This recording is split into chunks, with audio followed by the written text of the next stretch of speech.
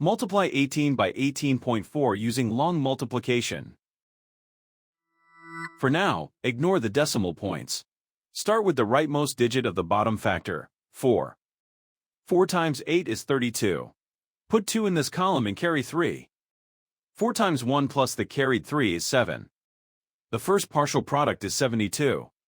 Now use the next digit to the left, 8. Start one place to the left. 8 times 8 is 64. Put 4 in this column and carry 6. 8 times 1 plus the carried 6 is 14. The second partial product is 1440. Now use the next digit to the left, 1. Start 2 places to the left. 1 times 8 is 8.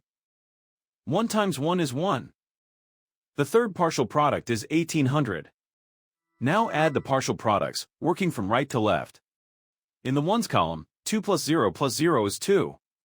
In the tens column, 7 plus 4 plus 0 is 11.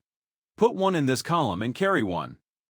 In the hundreds column, 4 plus 8 plus the carried 1 is 13.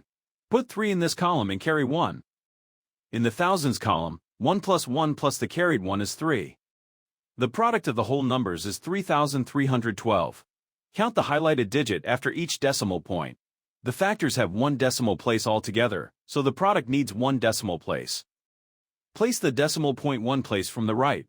3,312 becomes 331.2.